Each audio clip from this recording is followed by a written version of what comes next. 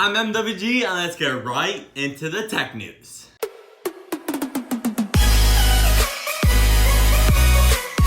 After 3 weeks of owning my iPhone X, it's time for my official iPhone X review. The iPhone X is probably the most hyped iPhone ever. This phone was talked about a year fully in advance of it releasing. In the rumor phase of the iPhone X that we have right now, which is pre-released to the November 3rd release date, everyone was calling it iPhone 8. Well, I was calling it iPhone Edition, but that proved to be wrong completely. Because everyone is calling it iPhone 8, that's the most Google phrased this year. Yes, the top 3 most Googled thing this year is number 1, iPhone 8, number 2, Hurricane Irma, which yes, affected South Florida and the Caribbean islands and Puerto Rico, and 3rd, the iPhone X, because the name came later. There was so much hype for this iPhone because Apple hasn't changed their design in 4 years, from the iPhone 6 all the way to the iPhone 8. And now the iPhone X, we have a brand new design. So is the iPhone X any good? The answer to that question is coming in a minute, but the iPhone X is $1,000. You could find it for cheaper, of course, which I found for $400 on Black Friday, but it's $1,000, and that's a lot of money for you to spend on a phone. But let's think about this for a second. You use your phone for everything, and I mean everything. You use it as a camera, you use it as speakers, you use it to look at Snapchat, Instagram, Twitter, YouTube, etc. You use it to call people, text message people. Your phone is used every single day by everyone watching this video. And I'm willing to bet you're watching this YouTube video right now while I'm talking on a smartphone, not anything else, just a simple smartphone. So spending $1,000 for a phone sounds crazy, especially when you could get a good one for $500, $600, $400, but you want the best, and sometimes you have to pay for the best for innovative technology. Apple truly tried to make the iPhone X the best phone it could possibly be. And for the price, you're just gonna have to pay for it. You should only really think about buying this phone if you have the money for it. Because honestly, $1,000 isn't that much more money than we've been paying for the past 10 years for iPhone. It definitely seems like a lot because of the 4 digits, but it's not that much. I mean, the Note 8's $950, and there's other phones creeping near that $1,000 price tag. And besides, the iPhone 7 Plus last year maxed out at 256 gigabytes cost $950. So it's just $50 less than that $1,000 price tag. So the iPhone X's price is all up to you. You're the only one that can decide that, not me. But what I can say, the iPhone X delivers on its newest features. First, let's talk about that gorgeous 5.8-inch OLED display. This is by far the biggest feature on the iPhone X because Apple has had bezels on all of their iPhones until now, and they've almost removed all the bezels. The only bezel you got on the front is on the top of the phone, and that's for the sensor bar. That's to put all the speakers, the front-facing camera, and all the sensors making up Face ID. But because of that sensor bar and Apple trying to make the screen 5.8 inches from edge to the other edge, you have those controversial notches. And in the 3 weeks of me using my phone, the notches haven't been a problem for me at all. To be transparent with you, I kind of like the notches. I thought it was going to be a tad annoying not seeing your battery percentage, but just swiping down from the top right of the control center isn't that bad to see your battery percentage. And overall, just going from app to app, the notch isn't really standing out. Well, the only time where the notch is in the wrong is when watching any type of video. So let's say I'm watching this YouTube video and I want to make it full screen, the notch is kind of covering some of that content. But other than that, because I use a black wallpaper to save some battery life, I don't notice the notch almost at all. The notch on the iPhone X is just alright. I mean, it's not bad, but it's not really that good.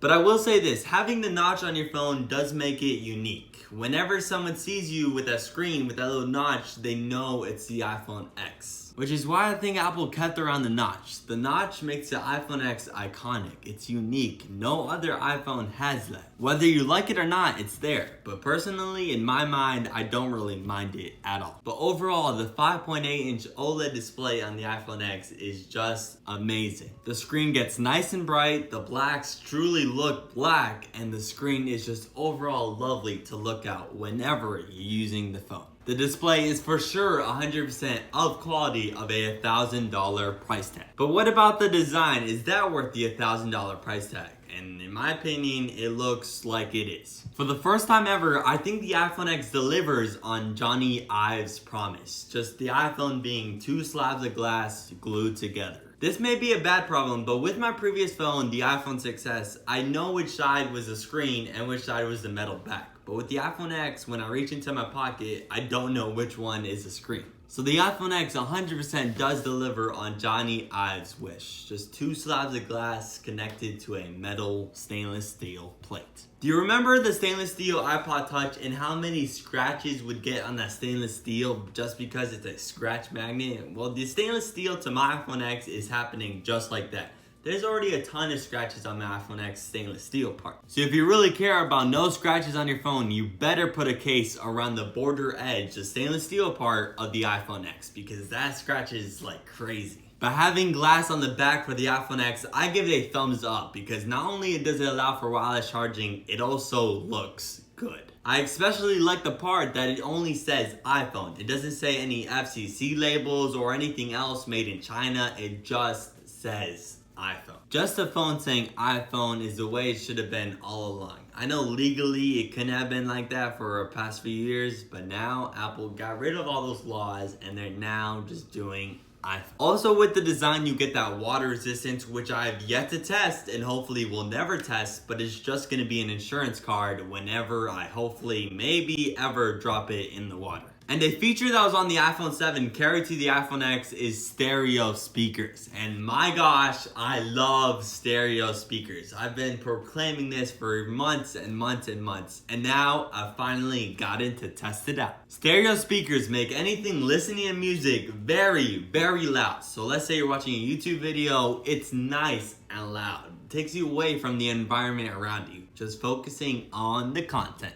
I love stereo speakers, and now it's a deal breaker for me to buying any smartphone. Both the design and the display are both worthy of that $1,000 price tag, so to speak. So you can probably see where I'm heading towards. The iPhone X is worth the money, if you have it, of course. It is by far the best iPhone ever, but I'm not done yet. We got a few more things to talk about, and first up on the list is Face Classic ID. Because the iPhone X is now all display, there's no room for a button, meaning no more Touch ID. So Face ID has completely replaced Touch ID for now and for the future. Yes, Touch ID isn't coming back. Apple in their keynote said Face ID is better than Touch ID, and I completely agree with that claim. Face ID is better than Touch ID. It's the best security method out there. Through my testing, Face ID actually works. It works better than I thought it was going to work. Literally, just to unlock your phone, you just have to look at the phone, which you do to use it, and just swipe up, and then you're in. That simple. Yes, Face ID is a tad slow because it's a first generation feature, but it's still good enough. But I hope for Apple to improve Face ID in the future, make it faster because the reliability is there at Touch ID and even the exclusive features such as Animoji and front-facing portrait mode. But the speed, it just isn't there yet. But with the speed, I don't really mind that much. You just have to look at your phone and swipe up, and then you're in. Not really that much to complain about with Face ID. I've never really even liked Touch ID, but with Face ID, I actually like it. But the two main features that Face ID brings, I mean, there's others, but the two main are the Animoji and the front-facing portrait mode. I don't use those two features mostly at all. I only used Animoji at the beginning just to say like, oh look, I have Animoji, but now I barely ever use it. So yeah, you could say Animoji is a gimmick, so to speak. One of my most beloved features on the iPhone X is the amazing 4K at 60 camera. No other smartphone except for the iPhone 8 and iPhone 8 Plus has 4K at 60, and that's a shame because I absolutely love 4K at 60.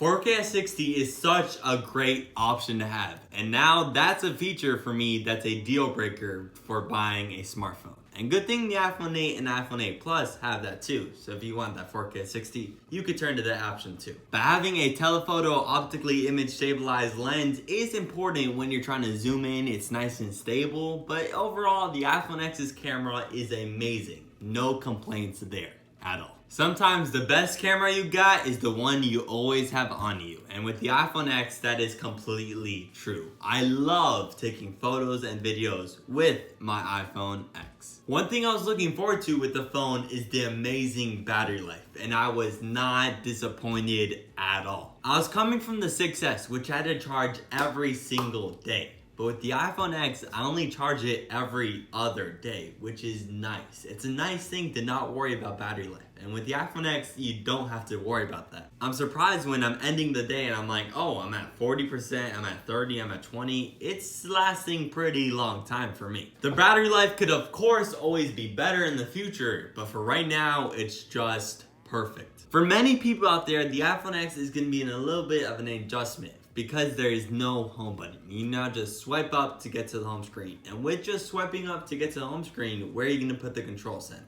That's the one thing that I have to get used to. I did have to adjust swiping down on the top right for the control center, but other than that, it was nice and easy to use. All of the gestures on iOS 11 on the iPhone X are nice and fluid, especially with the A11 Bionic chip, the fastest processor in any smartphone. The iPhone X isn't for everyone because it doesn't have a home button and Touch ID, but it's mostly viable for anyone who has the money for it. And my final thought, yes, the iPhone X doesn't have a headphone jack. And no, I don't care about that move at all. Little fun fact, the iPhone X has Bluetooth 5.0, the latest and greatest in Bluetooth, which I fully take advantage of with AirPods on day-to-day basis. I don't need a headphone jack. But that's a different problem for another day. This phone is for anyone who has the money and is in the iOS ecosystem and loves the iPhone, because this is the best iPhone yet.